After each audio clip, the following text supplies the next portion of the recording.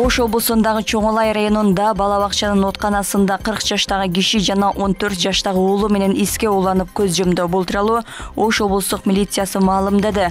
Анда айтылгандай окуя 8 март күнү катталган. Анда милицияга Кашка Суу айыл аймагынын 1985-жылы туулган тургуну жана анын 2011-жылы туулган уулу эске уланып каза болгондугу тууралуу маалымат түшкөн. Бул факты каттоого алынып ыкчам тергөө тобу чыгып кеткен жана тергөөгө чейинки текшерүү иштери башталган. Текшерүү иштеринин жүрүшүндө мектепке чейинки билим берүү мекемесинде от жагуучу жайда кошумча кубаттагычтан чыккан газга уланып каза болгондору маалым болгон. Маркумдардын жакындары эч кимге арыздоосу жок экендигин билдирип, сөөктөрдү соттук экспертизадан дайындоодон баш тартышкан. Милиция учурда текшерүү уланып жатканын, анын жыйынтыгы мыйзамдуу чечим менен кабыл алынарын кошумчалады.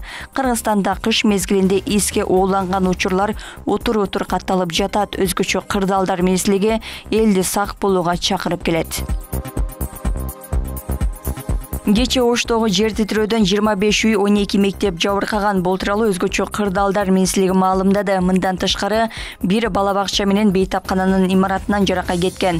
Жарандык коргонуу комиссиясы имараттардагы эски жаракалар жер титирөөдөн кийин чоңоюп кеткендигин аныктады. Жабыркаган үйлөрдүн 13-ü Алай районунда, калганы Кара Сууда жайгашкан. Эске салсак 12 мартта Ошто күчү 5 балга жеткен жер титирөө катталды. Жердин силкинүүсүн Жалал Абад облусундагыларга да сезилгендиги айтылды. Көкбөр районундагы улакчынын өлүмү боюнча иш козголду. Бул тууралуу Бишкектин Ленин райондук милициясы маалымдады. Маалыматка ылайык атааңдаш Бүркүт командасынын оюнчусу менен калыс кармалган. Милиция берген маалымат боюнча оюндун шарты одону бузулган. Тергөө ден соолукка оор залал келтирүү боюнча жүрүп жатат жана экспертизалар дайындалды. 29 жаштагы спортчу жана 42 жаштагы калыс Бишкек шаардык милициясынын убактылуу кармоочу жайына киргизилди. Эске салсак, буга чейин Нооруз кубогунун алкагында өткөн беттеште улакчылар бир адам каза болгон. 13 март күнү Кыргызстан менен Тажикстандын мамлекеттик чегарасы жөнүндө келишимге эки өлкөнүн президенттери кол койгондон кийин чегарадагы эки өткөрмө бекети кайра ачылат. Бул тууралуу Чегара кызматынын башчысы Абдыкарим Алимбаев билдирген. Анын сөзүнө караганда, Баткен районундагы Кызылбел өткөрмө бекети эл аралык деңгээлде, ал эми Лейлек районундагы Кайрагач бекети эки тараптуу болуп ачылат. Ал эми эки мамлекеттин чегарасындагы калган 3 өткөрмө бекетин ачуу этап менен жүргүзүлмөкчү.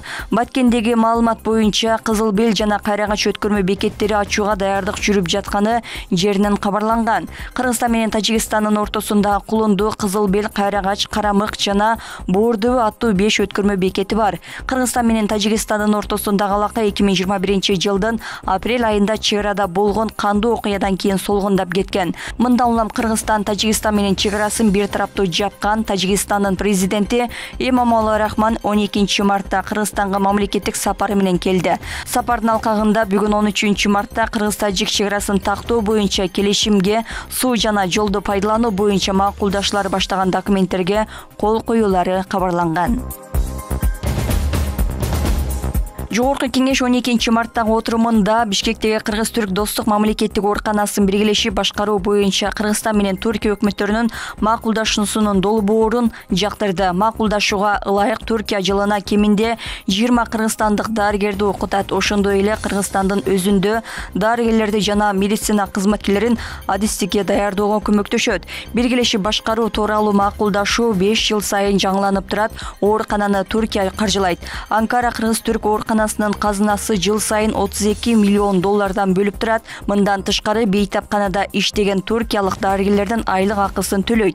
Бейтапканадагы оорулардын дартын аныктоо жана дарылоо акысын кыргыз тарап бекитет. Саламаттыкты сактоо министрлигинин маалыматына караганда, аталган ооруканада азыр Туркиядан келген 9 дарыгер, 19 медайым, Кыргызстан тараптан 19 дарыгер, 30 медайым иштеп жатат.